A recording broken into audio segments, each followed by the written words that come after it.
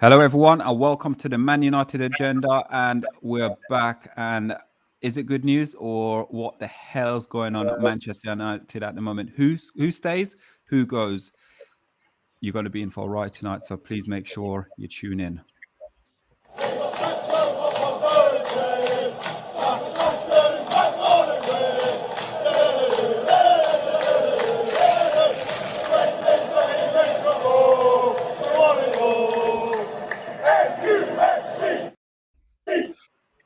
Hello, everyone, and welcome back to the Man United Agenda. And it is myself, Solo, joined by Mr. B, joined by TalkMU, Rebel, and OMONDI. How are we all feeling today, guys? How are you doing? Great, Errol. How you doing, sir? I'm good. I'm not too bad at all. After, the me and Mr. B is twinning it tonight. We've got to say we're twinning it up. We're in a retro. But Mr. B, can I ask you a question? How come your one looks so much sharper than mine? I use better salt powder than you, mate. You use Daz. Solo's one was in Narnia in his cabinet. Brilliant. The cabinet. Exactly. Like in the cabinet, box. innit? Exactly. Jesus. Yours look sharp though compared to mine. I think I had mine a lot longer than yours. That'd be Lee Sharp. Yeah, Lee Sharp with that 6-2 whooping of Arsenal, 1991 League Cup. Is that when he did? Yeah. Is that when he The dance? shuffle. The Yeah, sharpie shuffle. Yeah, sharpie Yeah. shuffle. I remember when I was young, I used to be able to like practice and do the playground score little goals. You? Yeah, man, sharpie shuffle. Bless. That's the Oh, lowest. Yeah, man. Defenders sharpie don't shuffle. score And goals. also, No. listen, No, yeah, that doesn't No, no. include the pen sharpie Solo. You can't do it with the pen sharpie. That doesn't include but that. when I was younger, go on. I was going to say, you know what happened to Lee Sharp? Was he was raving too much? He had a bad attitude, and Ferguson came in and took him out of the team, and he didn't become the player he was supposed to be. So that's what I like about Fergie. Getting people, stringing them up, and making sure they represent the club properly. Yeah, 100%. But remember when Giggs and him used to do that little celebration as well? That's Ince. Ince. No, you had Ince and Giggs. You had Ince and Giggs that does the celebration, and then with the sharpie shuffle, you also have Ryan Giggs running over to him as well. That used to be the playground for me every time I score a goal. But Mr. B, I actually used to play up front. Who? I used to be a striker. Yeah. No, you I Were you played the on the Phil left. Jones and strikers, were you? No. I played. Listen, Mr. B. Back in the days, in my junior years, I used to be rapid, mate. I used to play right wing or left wing. Cap. And then the older, and then I played up front for a bit as well. I also played for a professional club as well, which I won't name names. I played there from age 12 to 16 till I was released. Oh, they let And you it's go. a club that, You- oh, you a shit. You a shit. Unfortunately, No, I was injured. I constantly get injured. Constantly, I've sort of got a short hamstring. I got a short hamstring, so I Okay. keep pulling it. Plus, because I was quick. And you know a certain place called Sir Roger Bannister. Near us, if you go down there and look on the Stadium. placard, the stadium. that's Look the at the placard. athletics track. Yeah. You'll see my name up there as well. Well, I play down there on Sunday football sometimes. So I'll be Have a looking look. out for you. Have a look when you go 'Cause, there. You do In that your because day, I think there's so some old, bullshitism going on around there. Pardon? Yeah. Do you know what, Solo? In your defense, I'm probably going to say you probably have as many good games as Harry Maguire has had this season. Oh, solid. And it Solid. starts. It's kicked in already. Absolutely kicked in. Guys, but Welcome listen. back, Rebel. Welcome back, Rebel. Hey, it's like get the claws out. Get the claws out, Rebel. Get the claws out. Oh, God. Oh, literally. So let's go now. Let's start kickstarting, guys. Turmoil around Manchester United, and it's just continuous news after news after news after news. And it's nothing really positive, is it, really, guys? So you guys seen the headlines, the latest headlines. Mike Phelan to try and help out in the change room for the unrest. Is that absolute rubbish, or do you guys actually believe in it? Let's go, Mr. B. Or is it a PR stunt, should we say? It can't be a PR stunt. I think it's the last move, to be honest. A lot of those situations were there before, Ralph. I think they've just with the bad results, I think it's just escalated they need to say something, because everything that's come out is that the clubs, all the news today was the club's in a mess. So whether or not Phelan's the guy to be able to sort it out, God knows. But we'll see. We'll see. Something needs to be done. Whether or not it works, we'll have to wait and see. So talk, don't you think at the moment this scathing attack, it seems like they're putting on Ole and all the blame on Ole at the moment to say he didn't really control the dressing room and so on and so forth, and that's why the turmoil is so big now? That's a scapegoat, isn't it? I think they use him as a scapegoat. Yeah, of course. Yeah, I mean, and let's not forget, all they can talk about is United. United, everybody wants to talk about United because, we're the biggest club in the world still. And rival fans have to hate that they have to admit that, but we are. So, you know what? There's always going to be when there's an opportunity for these so-called reporters, I call them storytellers, to jump on some and expand it. They will do. I don't think it's as bad as everybody's making out, if I'm honest with you. I really don't. I think what you got to look at here is Ralph Rangnick has come in. He's been the bravest manager we've seen at the club in a long time. He's bringing in new ideas, new approaches. I think it's a bit of a culture shock just for the players. That's all it is. It's a culture shock. Some of the players are on board with it, and some are probably, maybe having a bit of a tantrum about it, saying, questioning certain aspects, blah, blah, blah. And it's causing a bit of a kind of, but that's healthy for me. That's a healthy, we can look at it in a negative light, but there's always two sides to every story, isn't there? So, you know what I mean? I'm taking positives away from it, not negatives. With that as well, going to OMONDI now. OMONDI, is it laziness from the players? Is it or is it a lack of direction from the new manager, not getting his style and everything across? I agree with TalkMU. I think it's down to laziness of the players. I think some of the players are really comfortable at the club, and now that someone new comes in and shines a light on them, they don't like it. That's why stuff is spilling out at the moment. It's like you shine a light, you reveal what's done in the dark, and people will get exposed. I'm sure we hear a lot more about this. But I think it's very positive news. It shows that something's being stirred up, and that's what we need at Man United, because there is a culture, as Mr. Big would tell you, there's a culture at the club for a long time now of players just kicking back and enjoying themselves and getting paid and not winning anything. That needs to change. So if this is the catalyst of change, I'm all fully behind Ralph. And just there, one more thing. I think, like, I've got dogs, and dogs have pecking order, like a hierarchy. It's a natural thing for them. And I think it's natural as well in any club changing room.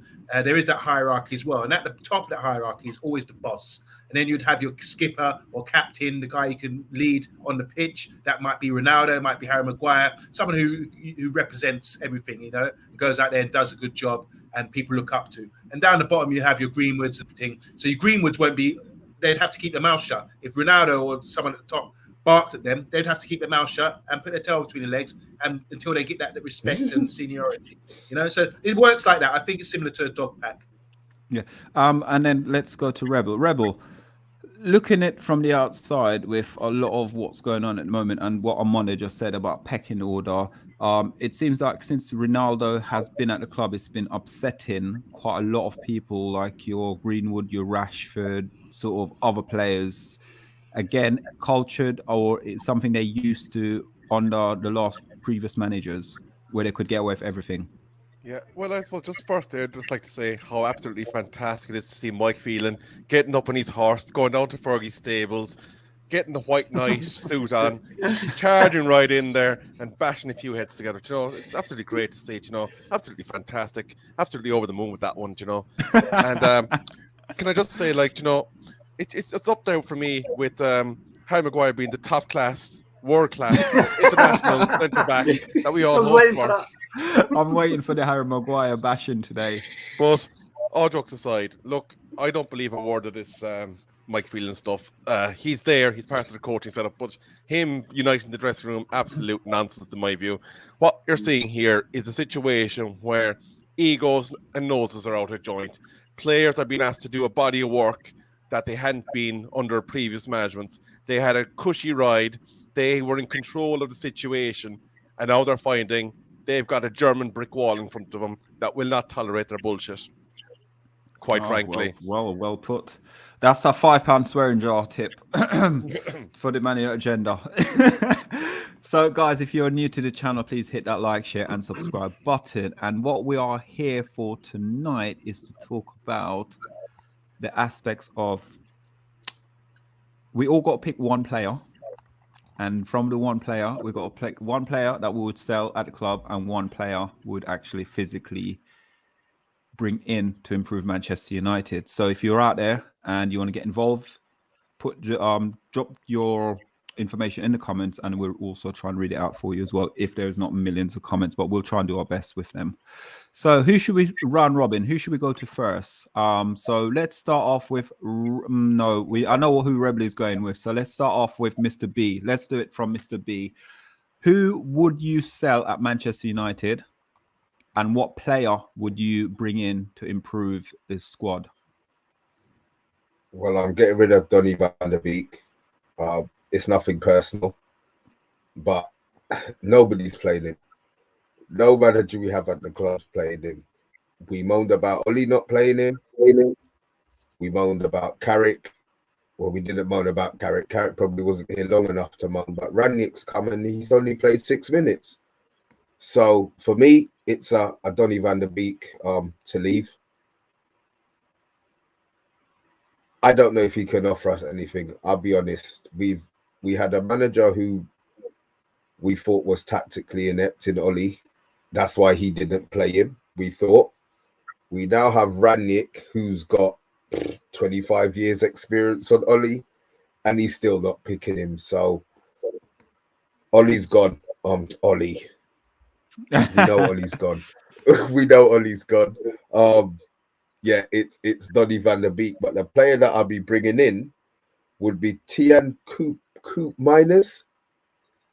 He's at Atalanta now, but I think that's somebody who Man United could be interested in. All right, he's only just been bought by Atalanta, but he's played against us in a couple of games this season.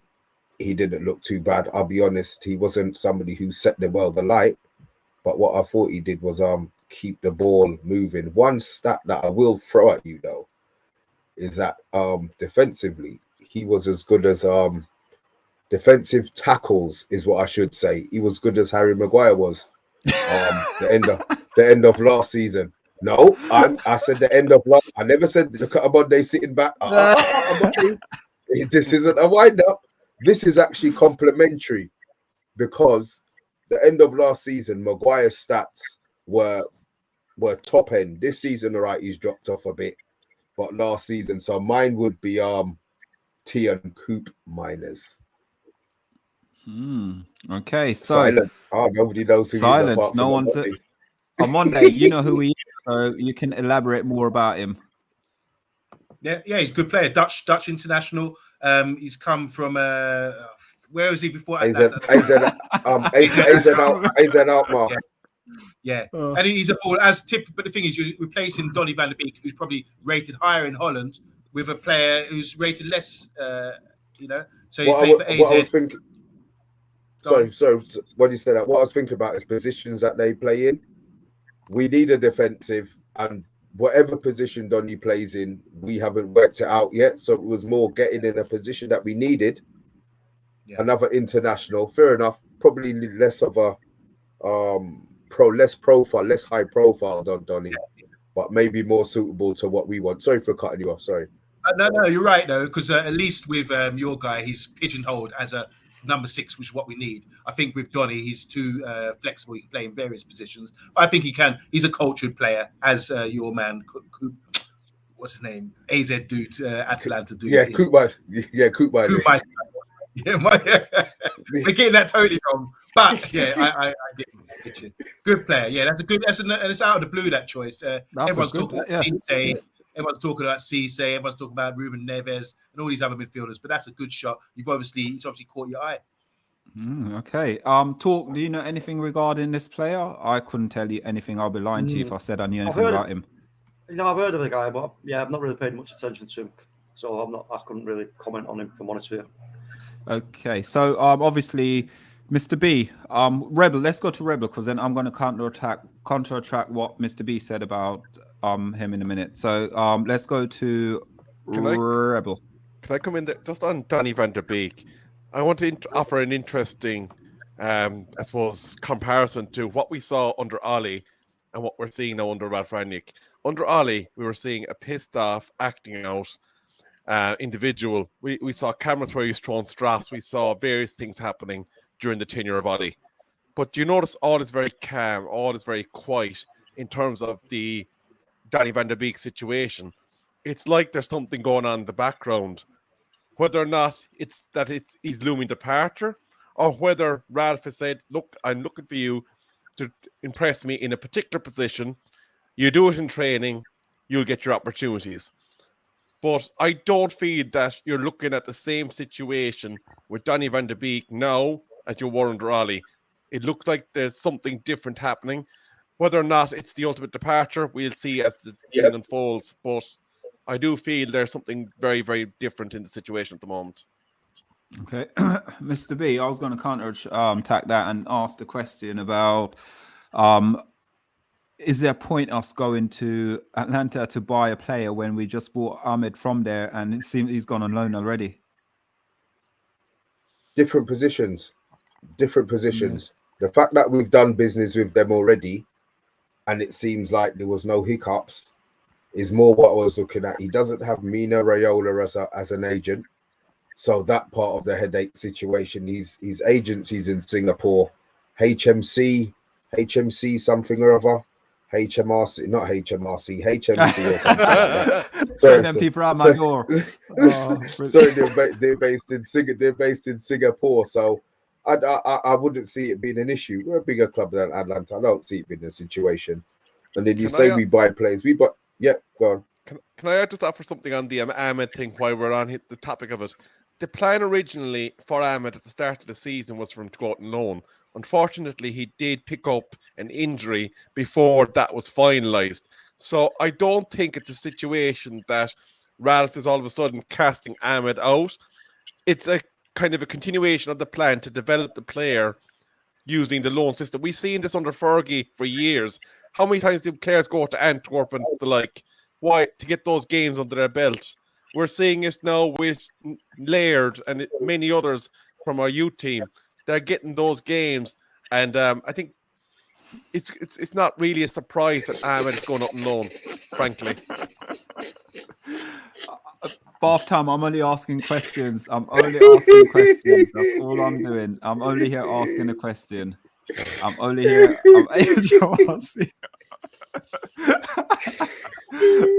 asking questions. So on Monday, before big up. Before we move on, do you want to hit some comments? There's a few good ones here before we move on to the next segment. Well, this one, for example. You can if you want. This is like you just Solo. This is from Bath. So that's like saying, let's not buy apples from the shop because we still haven't used the bog roll we got from there. You know. I'm only asking the questions. Copper Miners, the Dutch guy from Atlanta, is strictly a DM. He sort of sits in the 6. That's probably why Mr. B fancies him, because we do need someone for that position, not someone who's flexy, a Phil Neville who can do it all. We talk about right backs now. Dumfries, he had a really good Euros and got signed to Inter Milan from the Dutch league for cheap. Yeah, he stood out at the Euros. Everyone fancies him. He's a right back. Yeah, that's correct. Just going here. I think there's an argument for moving Rashford on, says Bath time with Vaughan. No. Can I say something to you about that? Yeah.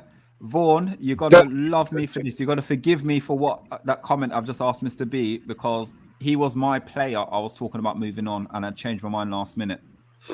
Yeah, it's a good job because we would have cut this stream. I'm not Bath time. I'm not having Rashford go anywhere. I don't care. Yeah, I do not care.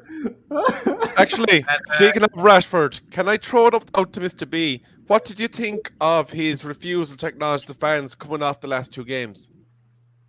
He's sulking because he's not bloody starting. Good. Them fuckers need to kick up the arse. And if it means that it starts with him, then it starts with him. These players have been pampered for far too long. Yeah, earn your money. If you don't want to earn your money, fuck off. That's my view. Just hearing from Pat Lawless as well. He said Respect Big for up. Ralph. Any man that takes over a project or team mid-season has his hands full, and it's going to take some time. Matty, finally, last two, says, Shaw says they lack motivation. That, I'm afraid, ladies and gentlemen, is down to the manager. It's shameful, really. So there's a lot of counteraction here. Is it the manager? Is it not? And then finally, Mark Edmund, how you doing? He says, Big up from Australia. Room has booths, so there are cliques. Yeah. Sorry. Click. For F's sake. Tribe. So big up, Mark from Canada. Oh, wait for it as well. No, Australia. Oh, Australia. Sorry, apologies, Mark. Australia. I don't know where I'm going. I'm looking at bath time comment. I want to look at one of bath time comment for quickly, Mr. B. Hi to legend. How you doing? He said Coutinho. Coutinho's 31 though. Coutinho's 30 in, isn't he? Or 31? He's not quite 30 yet. He's 29, 30. I think he's going to go. He's going to end up. Mehdi, hello. Yeah, I think he's going to go to. I think he'll go Villa. He'll go Villa. He ain't played no football in 3 years. He'll be fresh. Yeah. So this one here, right here for you, Mr. B. Before we move on, this is a comment for you. Villa. This is a comment for you, Mr. B.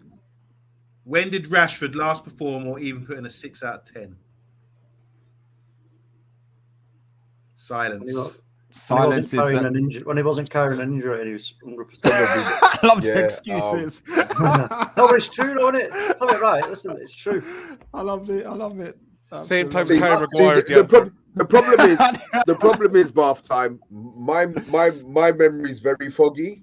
So I'm going to tell you what I did yesterday. That's always his go-to. I'm going to work it out. I'm going to find out when he had a good game. It might take a couple of weeks. I can't understand. Yeah. Oh, we should go. Okay, yeah. So thank you guys. If you're watching, please, if you're new to the channel, please hit that like and share and subscribe button. We are at 21 likes at the moment. Can we hit at least 30? There is 11 in the chat, so let's push it up. So, sorry, apologies, Mark. It is Australia. Apologies for that. Let's go to TalkMU. Your player and the reason why, and also, who would you bring in? So, okay, my player that I want to see go is Scott McTominay. He's just not got the skill set that's required for such a position at Manchester United, I'm afraid. You know, you can go away to a lower club with less expectation and do his thing there, because you know what, heart and desire and energy is great, but if you ain't got the skill sets that are needed to be able to play that area of the pitch, then yeah, we need to move him on, in my opinion. I think he's too old now to improve. And yeah, he has listen, every now and again he'll have a blinding game like the other day, and it's like credit where credit's due, but that's not what Manchester United are about. It's not about every now and again having a good game. It's every time you put that shirt on and go on that pitch, you're great. You're the greatest you can be. You know what I mean? So for me, Scott McTominay, and the player I'll bring in is Frank Kessie from Milan. This guy, man, honestly. Yeah, people call him a beast and everything else, but he's just absolutely sensational. 25 years old, 1.8 meters tall. He's really good stats. Just going to look at he's got XG, expected goals, 3.88 to McTominay's expected goals, 1.41. So that tells you a lot already just in that. 5 goals in 16 matches. He's also played the number 10 position a couple of times and scored 2 goals. In those 2 occasions he played number 10, he scored a goal on each time, which is unbelievable. You think about that. Two goals at number 10, he scored a goal in each occasion. Absolutely sensational. His ball skills are out of this world, and he's more than anything is his timing and anticipation. You watch him, his timing is impeccable. He will never let a player get ahead of him or behind him to try and turn him. He won't do all that. It's absolutely sensational. Takes penalties. He's brave. You know, he's great technique. The guy's just absolutely fantastic. So for me, I'd like to see us bring in somebody like, if not the actual Kessie himself, because like I say, for me, he is miles above Scott McTominay. Way miles above him. Okay, so counter argument that. Let's go to Rebel.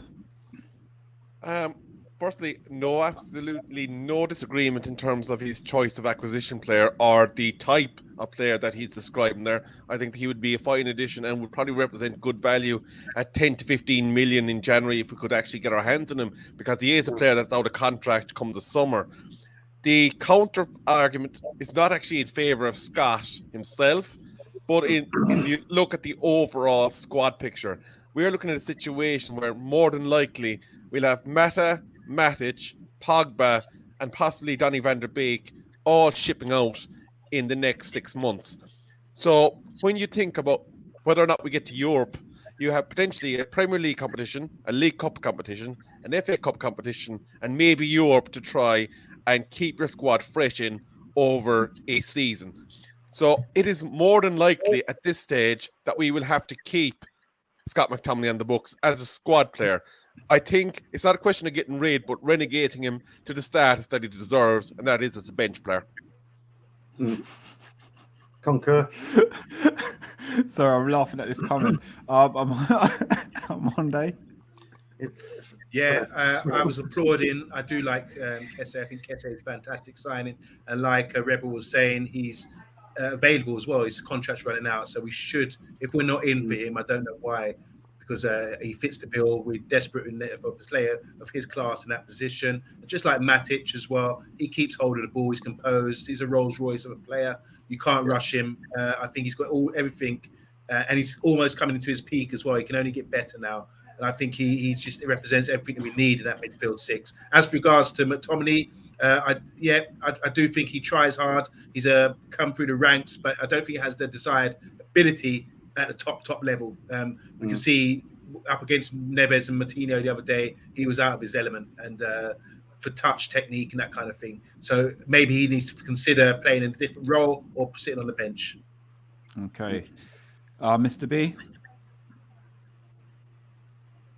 I agree totally with Talk. From when he's talking about getting rid of McTominay, he's my guy. I would have said get rid of McTominay, but I just thought it was a bit obvious getting rid of him.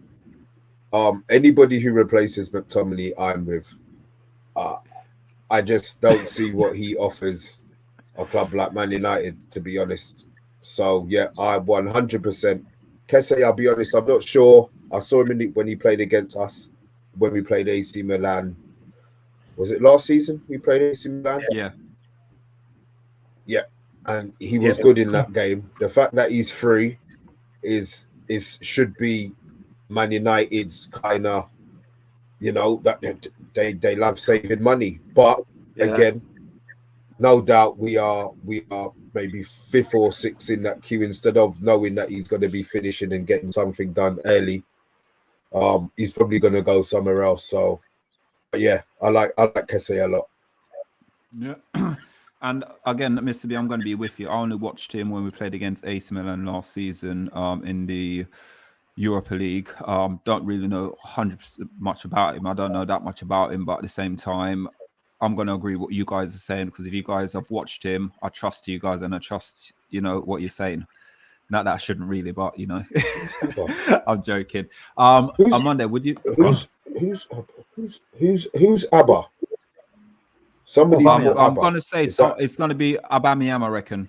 I reckon it's going to be Aubameyang. I'm not sure. I'm just guessing. Yeah, he's referring to Aubameyang. Yeah, no, I wouldn't take him at United. No, thanks. No way. Okay, so it's just a question. He's just asking, would we take him? Yeah. I think that's no. Me. The answer is definitely no. I wouldn't take him. I mean, I think he's got. Listen, I just want to quickly say on that. Listen, I think Aubameyang's still got a lot to offer, but it's no. He needs a specific type of. Yeah, not for United. Not for United, but for other clubs. I don't care about other clubs. Newcastle. I don't care about Newcastle. Yeah. We're Man United. We don't care about them. You ain't coming Man United. I don't care about it. No. Big up Miss Melinda in the pack. Big up Miss Melinda. Cover your ears. I just said something about one of your players. Apologies. I'm not sorry. Big up Mel. Big up also Alias and also. Big up Alias. Welcome. No, I haven't seen you first. I haven't seen you for ages. Is it Elias? And there's Elias in the Thank you. And Oops Rangers. Who's Oops Rangers as well? Yeah. Welcome to the channel. Ruben Neves coming ? Alkmaar from Marseille. I do want to go into Ruben Neves because Sky reports earlier, apparently United might try and go in for him, but let's do what we're doing first before we come to that. Yeah, there's reports about that. So let's go to, let's go on Monday. On Monday is next, because I want to leave Rebel roughly till last, because I think this is going to be on fire, his one. I reckon it's going to cause a lot of problems. Come on, Yes, Monday. okay, here's my report card. I think in the modern football, fullbacks are really important. As you see with Manchester City, when Pep came in, he spent big money on fullbacks until he got it right, and they have got it right. They've got two. They've got Kyle Walker, Cancelo, maybe Mendy, and the Ukrainian guy left back. That's a good balance there. And if you look at Liverpool as well, with Trent and Robertson, they were killing it, but they got 90 plus points in the season, won the Champions League and the league. These guys were delivering and contributing to a lot to the team and the shape. And I think that's where we're lacking at the moment. He had to mix up his formation recently because fullbacks weren't offering enough going forward, I believe. So that's an area I think is essential for us. I left when we discussed this earlier. Obviously, the obvious ones come to mind on midfield, but I'm going to leave that out. I'm a defensive guy. So I'm going to say Aaron Wan-Bissaka. His strengths. Now, when he came into the club, I thought, okay, we can develop this player. So his strengths for me as a player, Aaron Wan-Bissaka, is he's got a bit of pace, okay? Recovery pace as well, he can get back. And sometimes he times his tackles quite well. And his final strength, in my opinion, is being poker-faced. He doesn't show any emotion. And it's hard to get to him. You've never seen him blow up or anyone or get argue with a referee or anything like that. He's just poker-faced. Does he care? We don't know. Is it Martial, that effect? I don't know. But I like to see that because you can't get to him. You don't look at Robinson for Liverpool, left back the other day. He lost his head. Look at Rudiger, for example. These guys show a lot of stuff and sometimes gets them in trouble. Those are only three things I can say about Aaron Wan-Bissaka. I used to think last season, I thought, he's playing well, gives a bit of balance. We've got one guy on the left, but we need two guys with quality going forward, as I said about the fullbacks in the modern game. So the two guys that I've identified are actually brothers. The reason they fit the category, they're young, they're both teenagers. One's 19, one's 17.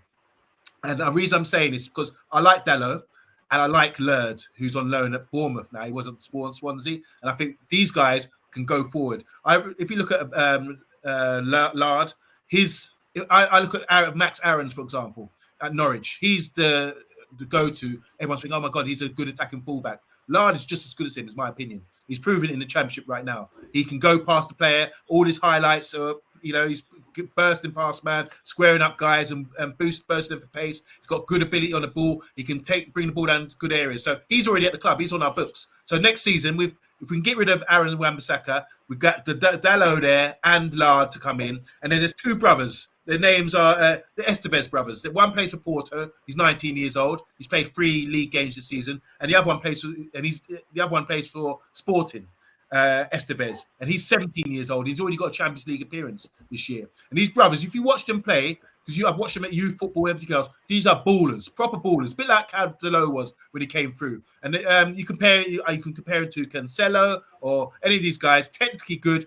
He's like a midfielder. You can pop it into his feet in tight areas. Both of them, both the same. Can burst a man. They've got skill. They've got tricks. They can. They're not afraid. They've got a lot of confidence going forward, and I think they fit the bill long term. So I think with Dalot, Lard, and one of these two brothers coming through, that gives us a good foundation going forward at that sort of position, which is vital, the fullback position. I would talk about left backs as well. But I do think we need to find someone there. It's hard to get left-footed players are quite rare, aren't they? So it's hard to get quality left. Talk about your right, man. Forget your thing. We got to do it as well. For now, for me, it's all about Aaron Wan-Bissaka. He's had a lot of time there. Unfortunately, I would like him to succeed, but I don't think his confidence is shot right now. What he did the other day, Ronaldo sprinted off the park and stopped the ball from going out. He took it on, tried to take on the guy, and it hit one foot, hit the other foot, and the Wolves players are just like shaking their head like that. It went off for a goal kick. It's terrible. His confidence is shot. He needs to go. He's raving all the time. He's getting speeding tickets. Probably got enough girl up there. Living it up. Living la vida loca. That's me. Oh, brilliant. Let's counter argument that Rebel. Look, I suppose I like to claim that I know the brothers that OMONDI has been talking about because I'm not going to be able to talk about them, but I will talk about Airman Buzaka. When he was at Crystal Palace, I thought this guy was a gem. He was a kind of a fantasy football dream for most of us in that season. And I was excited when he arrived at Old Trafford. I thought, okay, he's going to kick on now. He's going to come to new levels. I was impressed with what he was doing defensively originally. And then slowly, the shine started to dissipate. And I suppose we started to see what you expect from modern fullbacks. And we realised quickly he's not capable of delivering the two-direction football that is required from a modern fullback. Is there a place for him in the top flight of a league? Probably. But unfortunately, not at a club that has the expectations of a Manchester United. It's just not tenable to have him kind of continuing on. And I suppose the tantamount that is at Old Trafford at the moment is that Dalot hasn't been able to push him out. So what does that say as to the quality of Dalot if he's unable to remove a man that has one direction football and isn't giving Ralph what he wants? So I suppose it is a position that very much deservedly is put in the hot spot today. Yeah. And looking at Wan-Bissaka, I think last season we quite praised him. I think OMONDI has always stuck with what he was saying about obviously his pace, his recovery pace, but overall as a defender, that's not his defender because he goes down too much and he could give away like a penalty. Is unpredictable of the way he's doing stuff. But right now, looking at Wan-Bissaka, his performance for me this season has been not even average. It's been that bad. It's a shadow of the player he was even at last season. And last season, was he that good? That's the question we've got to ask ourselves as well. And I've gone on Monday. Yeah, just a couple of things to point out. Like his heading, he was getting targeted on the back post. A couple games, I can't remember come to mind right now, but it was two when we were discussing it at the time last season. There was a few games where he's getting picked out on the back post and we were getting caught out there because he's reading of the game. So he's looking that way, not shaping up his body correctly. He's 20 odd, he should know this by now. He's got to open up his body to see everything. People are coming in the back post, especially for a fullback. There was a game against the Young Boys this season. Donny van der Beek passed into his feet. He'd just come back from a run. He wasn't on the page, didn't want the ball, and they went and scored. There's the game against Villarreal or Atalanta. He was the wrong side of the man. This season I'm talking. Wrong side of the man. Let the guy come in between him and the centre-back twice in that game. I think it's Atalanta. And also, Villarreal. On Monday, sorry to cut you off as well. If you actually look deeper, Liverpool, Man United at Old Trafford, they did target him that game as well. You got targeted. But then saying that, remember this last season, he was standing up against Sterling, standing up against Mbappe, all these guys. So confidence has a lot of things to do with it. But once the confidence is gone, I don't think he's got that character. As I said, that's why I mentioned the poker face. He doesn't show enough character to really sort of push through, and I can't see him coming out of this hole.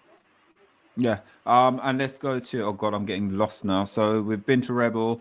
Mr. B, have I gone to you yet? Because I've lost count now. No, don't worry. Go on. I'm on those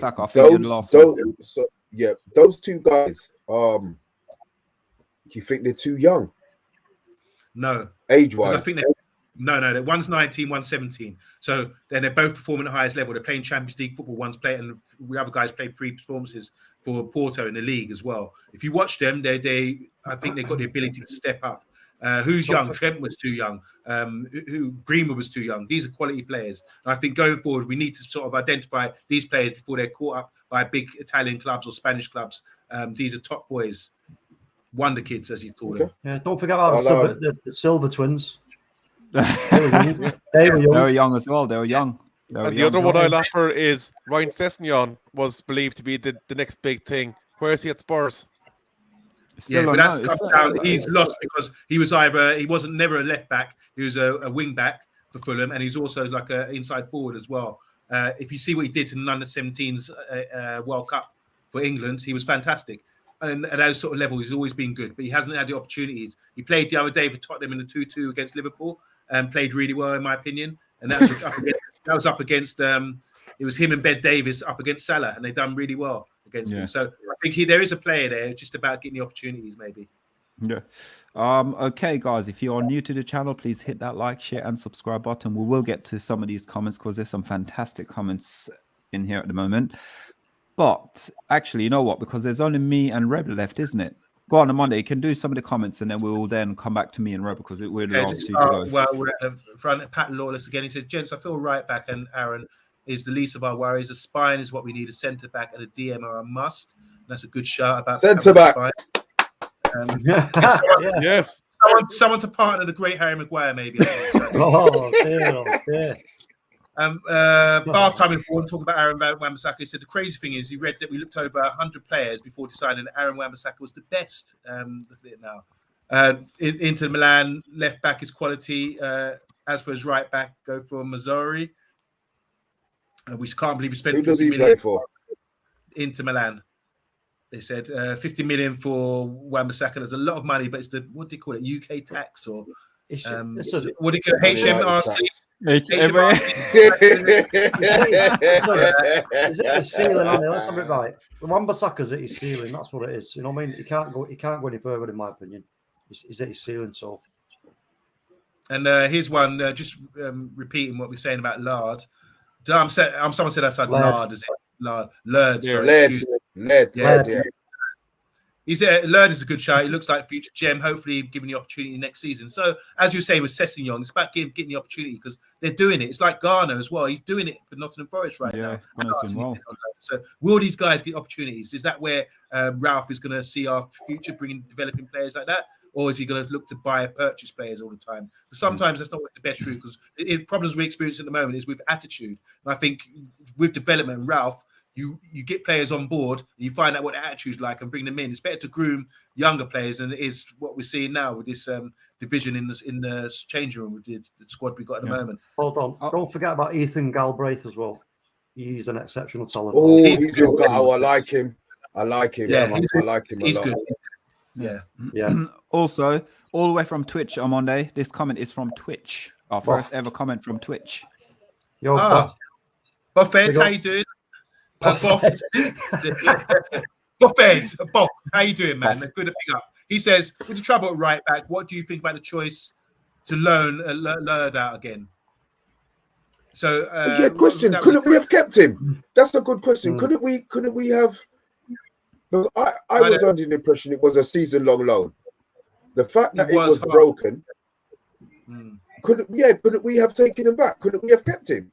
That's a good point. I don't know the rules. I don't know the rules about the loan. You can probably terminate the loan quick, but I don't know what the stipulation was in the contract. None of us know. But the thing is, it's clear we won't be able to get rid of Aaron Wan-Bissaka or Dalot if that's the case. He's a good player. I do think he does deserve to be number 1 or 2 next season based on his performances this season. You know, he's really that good.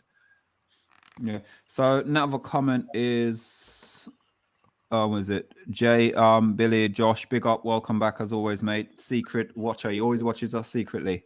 But guys, if you're watching, please remember there's 19 people in the chat right now. Can you get us over? We got 27 likes. Can we hit the 35 mark before the end of the show, guys? So make sure you keep hitting that like. If you're new to the channel, hit that subscribe button as well. So Jay, before he goes, I just want to ask him. He said 5. That's harsh. What 5 are you keeping? If you're still there, what 5 are you gonna keep? Sorry to cut you off, Solo. Well, let's talk now business. This is painful, guys. I've got to do my selection and it's hurting me. As much as I'm doing them, it's painful right now doing this. My selection, player to sell from Man United this season, if we could sell him, his contract run out, I think, on 2023, it runs out in, is my boy, one and only, Fred. I think it's time for Fred to be up. I do believe it's time. Trade off. Treason. Hallelujah. He's seen the light.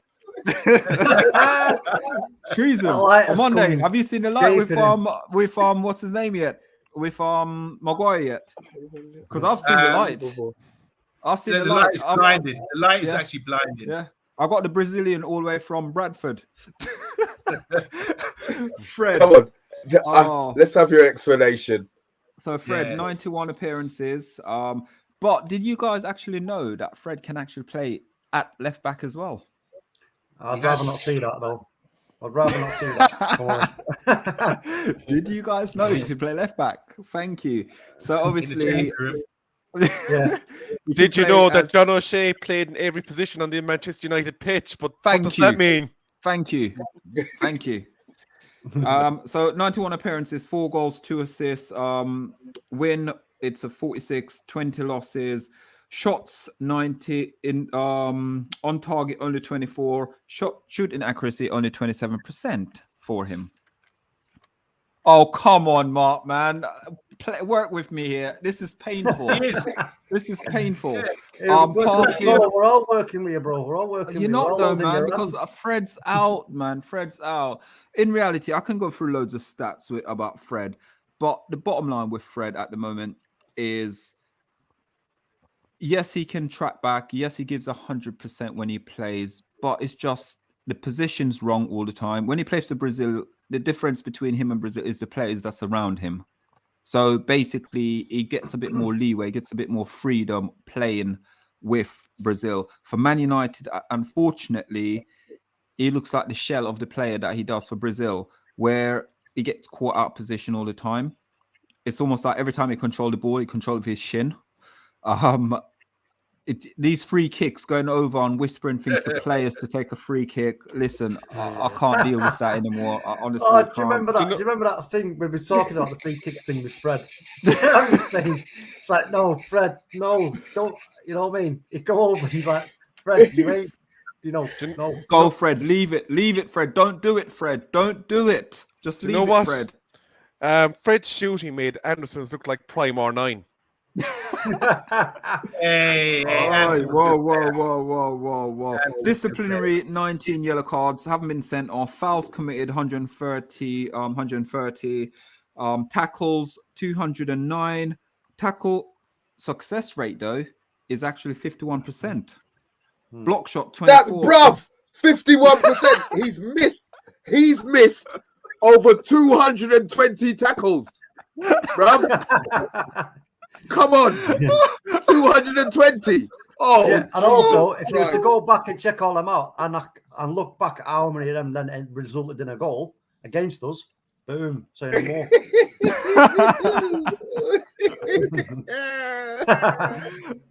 I'm trying to make this feel so easier for me, because it's painful right now to sit there and say Fred's need to leave, and then we got Scott still at the club. It's bad.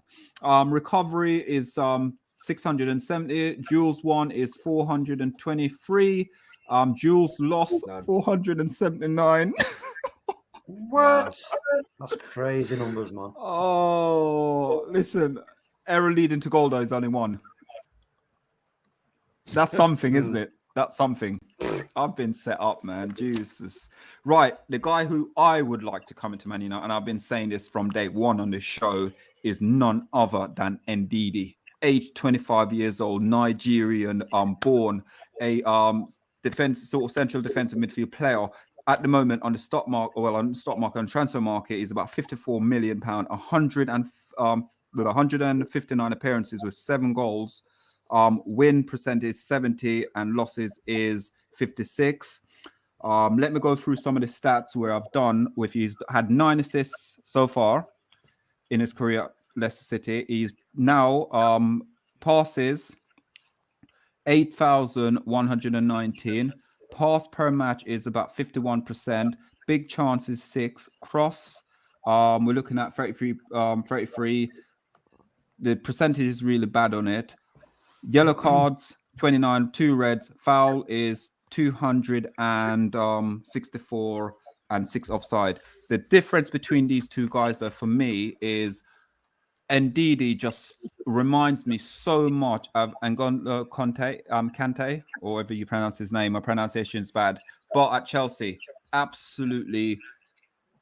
When you look at him play, he positions well.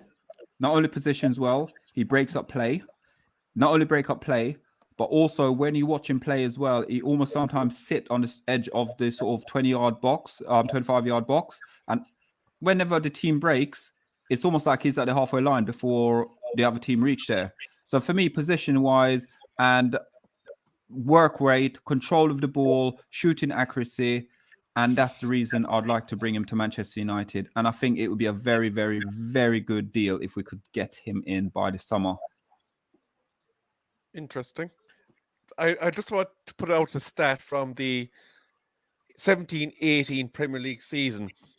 He was the biggest tackler in the Premier League that year on 144 tackles, ahead of Idrissa Gueye and a man that Mr. OMONDI Juma mentioned not too many minutes ago, Airman Buzaka. So, but I do get what you're saying in terms of the quality of the player. He is a player that I do like, and I think his midfield partner, Tillmans, is actually a fantastic player as well. I think with Tillman does rub off on him quite well, and the partnership there between those two players are really good. For me, with Fred, I don't know whether or not he just doesn't have the right partner to help him, or it's just. Or talk about partner. Sorry. I'm trying to keep Fred at the club, man. I'm trying to keep Fred. I'm on day. Talk to me, please. Help me here. Help me. I'd love Fred to stay at the club. Oh. So let's start with Ndidi. I think Ndidi's always been looked upon. He's really respected in the game, but he does sort of play deep, anchor man. I saw him when they beat Liverpool. He played in a two-man defence. He played centre-back with another midfielder, and they bossed the game. They played really well. He reads the game really well. Interceptions, that's what he's about, and he just passes it short. Don't know about his sort of top level kind of passing, progressing the ball. I don't think it's the sort of play we actually need anymore, but I do rate him. And as for Fred, I'm with you on that. I'm surprised you've said that. I do think Fred is really outclassed, not for Manchester United, not for a championship winning team. He doesn't suit us at all. And we should have, but the thing is, we continue to play him. We continue to play him over and over again. And I just don't think he's good enough. No disrespect to him at all. Obviously, he's a pro player. Who am I to talk about who levels? But you know, when we say someone's rubbish, and I'm rubbish compared to Fred, but he's rubbish. If you know what I mean, in that scale. Yes. Right. Well, yeah, look, Fred, listen. Again, same with Mctominay. You know, there's been games here and there, and he's performed. He's done, bits and everything else, but it's not consistent. Who remember that assist that Fred did last season? I can't remember what game it was, but I can't remember any assist. Yeah, he assisted Rashford and you jigged in your pants. Yeah. But yeah, the WhatsApp group went in meltdown. I just think his time. I think his time is quite clearly up at Manchester United now. And do you know what I was going to say? I think the whole reason why Rangnick is playing this system, this 4-2-2, is because we haven't got the midfield to play anything other than that. As it stands, what he sees as the assets are those two number sixes. So sort of say number sixes, box to boxes, who seem to be looked at as more defensive minded when really are they? Do you know what I mean? Are they good at? Do they stand out at any of those positions?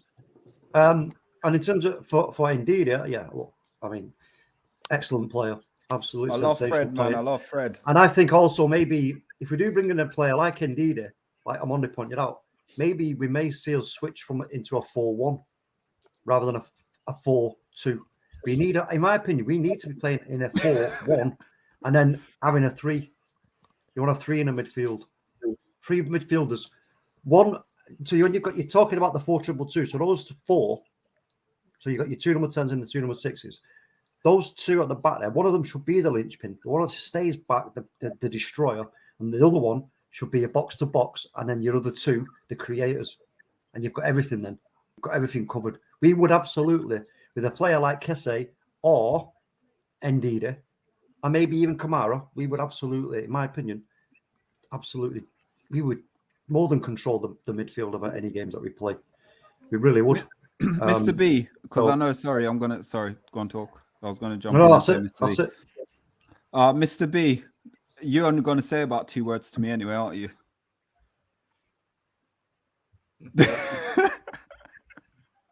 Fucking. Oh, God. Jesus. What have I let myself in for now? I'm in trouble, man. Jesus. Rebel. Yes. Do you know the way you built this position with Fred? Again, I'm going to actually say something similar to the Mctominay suggestion. Looking at the volume of players that we'll be losing in the midfield area, barring a massive influx of personnel, it is likely that he'll also have to be a squad player because, again, the number of games that are going to be there in the season require that we have bodies to throw out in those lesser games. When you come back from your European game on a Wednesday or Thursday night or whatever it's going to be, you're going to, depending on who you're playing, you're going to be looking at saying, right, we travel back from wherever, we need to put in A and B in to keep the squad fresh and ensure that you have your players fit and healthy coming into the back end of the season. Because, again, I'm going to state it one last time, in previous seasons, we've seen the drop-off that Bruno Fernandez had at the end of the season because he was playing in every damn game that was available. And it did not make sense. I just want to say also, do you not think that as a group here, let's just ask this question about, we have a real opportunity here under this guy, under Ralph Rangnick, to actually, be brave and say, you know what, you're not good enough, you're not good enough, you're not good enough. Tell the board, the people who deal with the transfers, get these guys out of here, go and get X, Y, and Z in. But also, he needs to turn his attention to the youth. So, can I say something to you there, Talk? It's not as easy as that because the players who's on high wages and high demand, how are you going to get them at the club? Yeah, but, you're not. Well, there are ways and means. There's ways and means paying half of wages and etc. But he should be looking at the youth set up here and going, you know what? Because we know all the players that he has been involved with who have turned into absolute stars, big stars. So for me, we need to make the most of the situation we're in right now and give him that free reign to do that. To say, you know, you ain't good enough, you ain't good enough, and you ain't good enough. See you in a bit. Whether it be with the youth squad or the B team or whatever, just get rid of them, bring in some new talent, but also look to the youth and bring some of these youth players in. Because for me, like I stated earlier, there is a culture shock at the club right now. There's culture change, and what do you do when you do that is introduce some new players who are hungry and want to say yes sir, no sir, 3 bags full.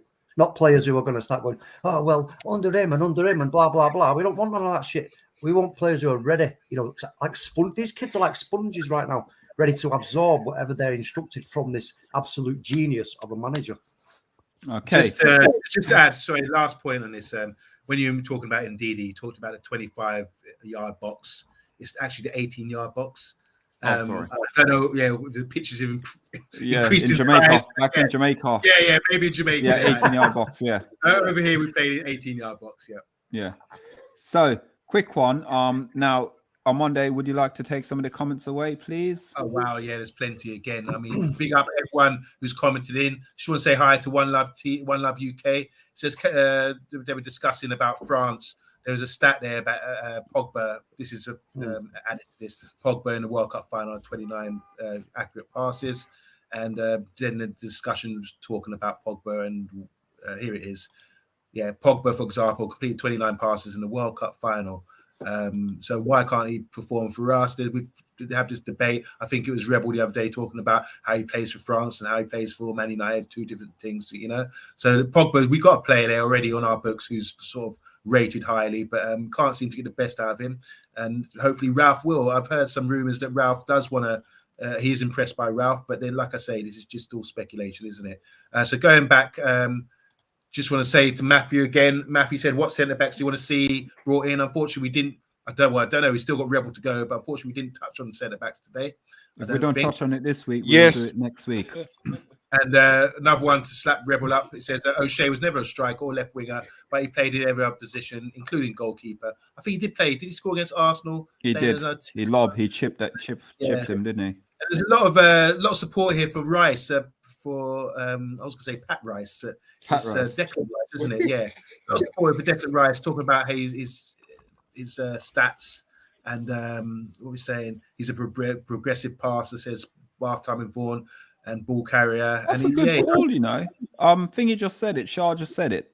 Why can't we try just give me your like abbreviation, quick one. Actually, I did say Phil Jones, yes. Yes, Phil Jones. I said that during a watch along, Mr. Phil Jones. Phil Jones.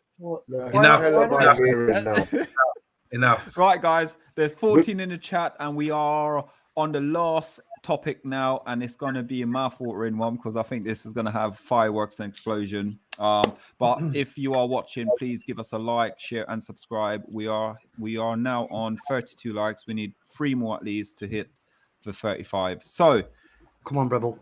Nope. the way you built this, everyone's expecting you to say Harry Maguire. You better not. But you better clear the table because this is an absolute humdinger. I am putting CR7, Cristiano Ronaldo, on the chopping block. And here are the reasons why. Ooh. Here, I'm going to pause to get the chat time to calm down. I think we've lost Mr. B to aliens, so there's another one. Mr. B, man. Mr. Here B's we gone. go. He's Sorry, turning. I didn't want to get fined. Sorry, I had to cut that. I didn't want to get fined. So right, I'm listening. I'm all ears. Here, actually, before I go into my reasons, Mark Edmond, I'm on the chopping block. Ooh, but no. You on? Tell me if you feel the same after you hear this. Mr. Ronaldo is turning 37 on the 5th of February. He's on a wage of £500,000 per week. In terms of longevity, he's probably a season and a half away from being gone from the top level of football. And at the moment, he's currently on target for a haul of 16 goals and 6 assists this season. This represents an average of £863,000 per goal involvement this season. He's also had a detrimental effect to the output of Bruno Fernandez, a player who in the Euros also seemed to struggle to gel with his teammate, Mr. Ronaldo. When Fernandez arrived firstly, excluding penalty goals, in the 1920 season, 14 games, 4 goals, 7 assists. This is exclusive of penalties. They're stripped out. And the 2021 season, he played 37 games, 9 goals, 12 assists. This season, he's played 18 games so far, 5 goals, 3 assists, but bear in mind, 3 of those were on opening day. So, on the current form, he will only yield a potential 7 goals and 6 assists if he continues in the vein of form that he's in. That is a 50% reduction in his assist rate, which is an absolute phenomenal drop from a player of Bruno Fernandez's level. Now, you're saying, if you want to get rid of Cristiano Ronaldo, why? The only reason that it makes sense for him to be at Old Trafford at the moment is for his commercial yield. Now, the player I bring in to replace him, Erling Haaland. Yes, it's an easy one to pick out. He's one of the top young strikers in the world at the moment. He's only going to be 22 this summer. In the 2020-21 season at Borussia Dortmund, he had 25 goals, 2 assists. In the 21-22 season so far, he's only played 11 games and he's had 10 goals and 5 assists. He's on target to match his goal tally and he's going to exceed his assist tally by multiples by the end of the season if he continues in this vein. So the question being is, do you retain an asset who's got maybe 12 good months in his legs at the moment, and at his age, one bad injury could be an irrecoverable position for a player to come back from? So that is why I put Ronaldo on the chopping block. I'm coming for you, Rebel.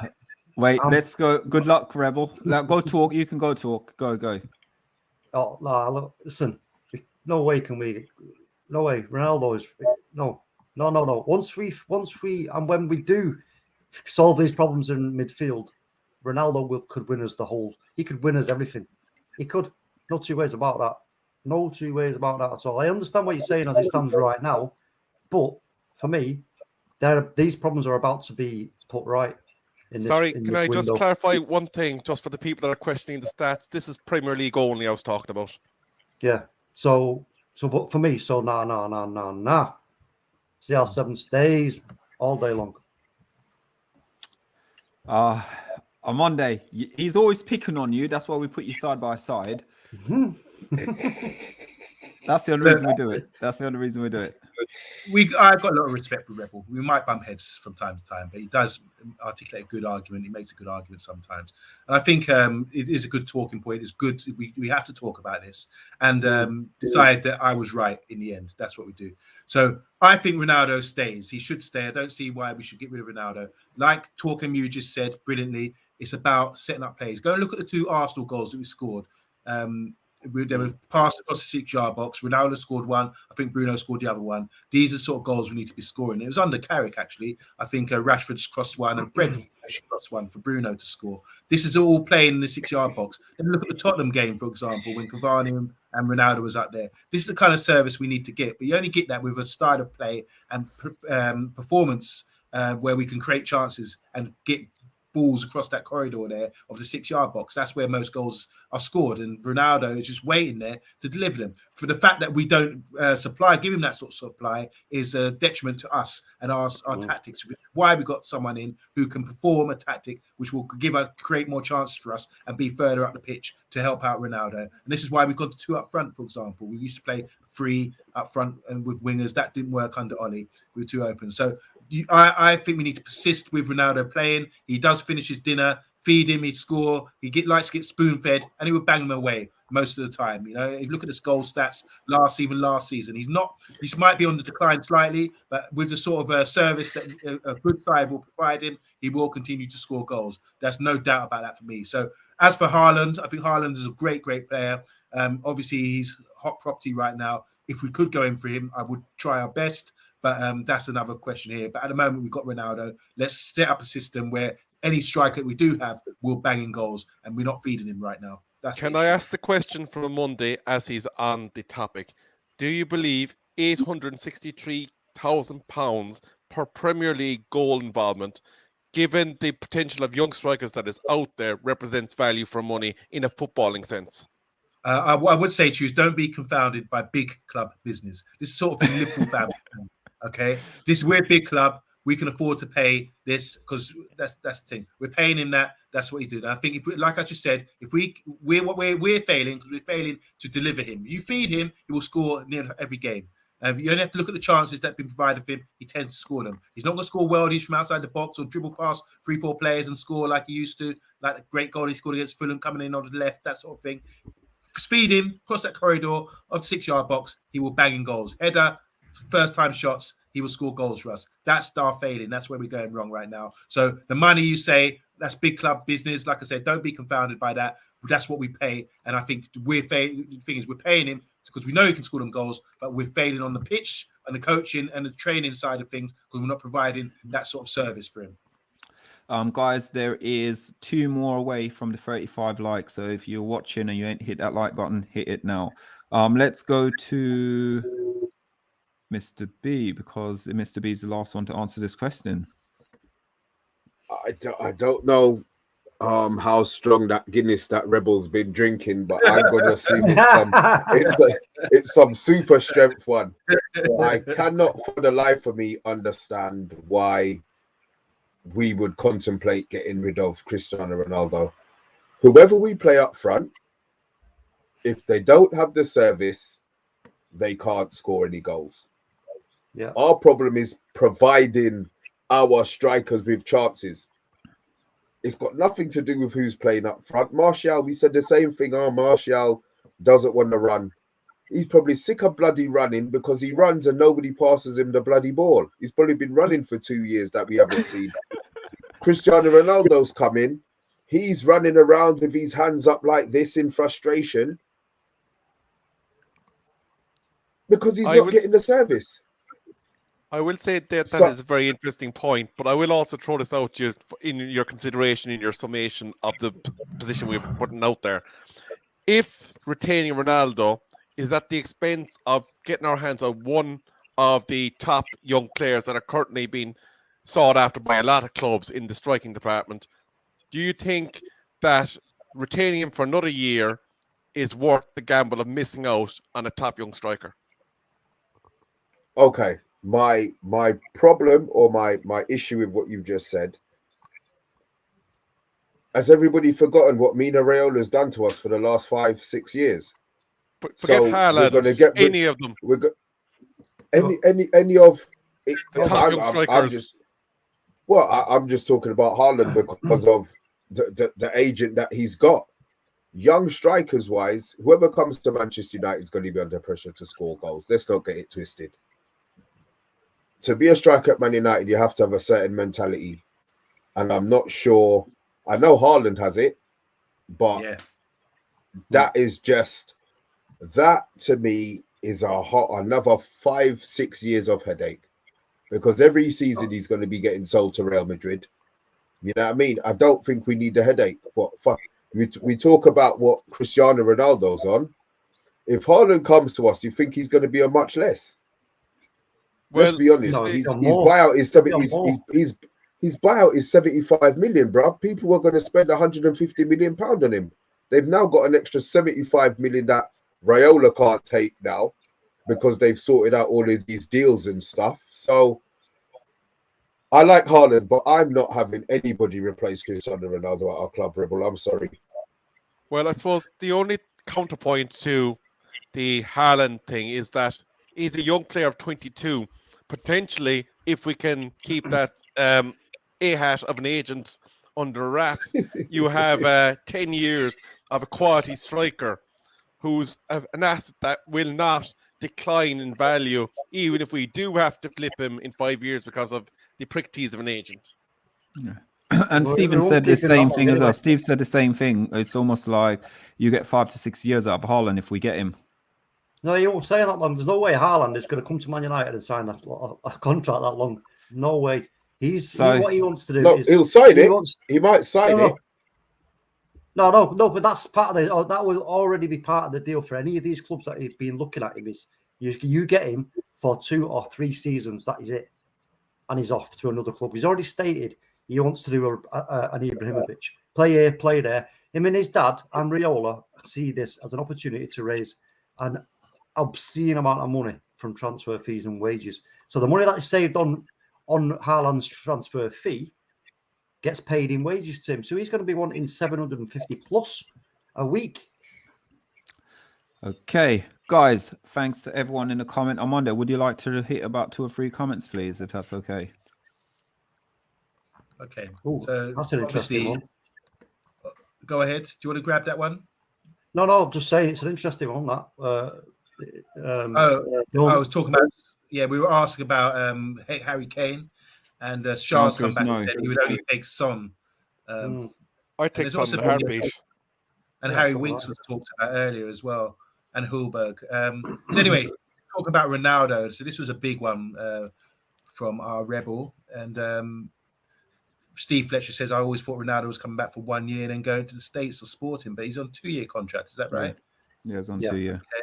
Mark Edmond says, honestly, Ronaldo is Haaland's hero. He is more likely to come to United because of Ronaldo, not because he's leaving. Going, obviously he's a class player. Mark again says, Ronaldo made his fee back in the first week by shirt sales. That would be the same with Haaland, I imagined, if you're talking about the wages. And so a lot of bath time here. I prefer Bellingham to Haaland, said bath time, who's a great young midfielder.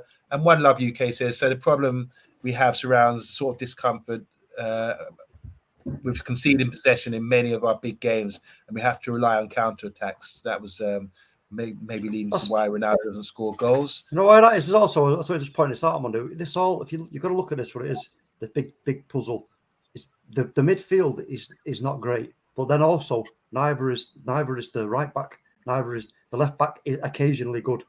But the right back position in terms of creation has been shocking. So it always, you've got a real muddle. It's totally muddled up. I agree. And finally, Matthew Bassett said Vlahovic from Fiorentina over Haaland. He's also left-footed. He's also this guy. Go on, Mr. B. I'm telling you, man. Technically, this guy is so good. He's single-handed at the moment. He's propping up Fiorentina, bruv. I'm telling you, they lose him. David for another show. All right, yeah. There's a whole show on him. Yeah, he's bad. He is really bad. Okay, guys. Jackson bad. Thanks, yeah, guys. you know what? Just, I mean, the comments. I just want to say the comments have been really great. Again, like Errol was saying earlier, we want you guys to select one in, one out, and give a little summary in the comments after the show, maybe in the comment section down below, and we will be responding. Can I just ask the panel one question? How many people do you think will say Harry Maguire out in the comments? That's what I want to know. How many people will say Harry Maguire? Actually, Rebel, let's ask the question here, right now. Who of us says Harry Maguire out? I, for one, say Harry Maguire out. I, for one, would say Harry Maguire's world, not class. Hear, hear. Amondi is not having this. This is going to be for another show. Look. It's happy hour. Monday, can you just hit this last comment, please? Can you just do this comment, please? Sorry. I can't get the name right. It's Boft. I think it's in Boft, which I should be doing to you guys after the show, talking some great stuff about Harry Maguire. And he says, if we play in a manner that suits Ronaldo and actually get some crosses pinging off his forehead, he's unstoppable. But we don't play well. He stands out like a sore thumb. Wolves game was an example. I totally agree with Boft. Right, guys. So if you're watching for the first time, please hit that subscribe button. Also, we're 34. We needed one more to make 35, but we're going to wrap the show up there. But listen, we really appreciate your time today, guys. Really appreciate everything. And from us at the Man United Agenda, we will be seeing. Hit that like, share, and subscribe button, and we will be back very soon. So from us, myself solo, Mr. B, TalkMU, Rebel, and Monday. From us, thank you guys. Pleasant evening. Good night. Ciao.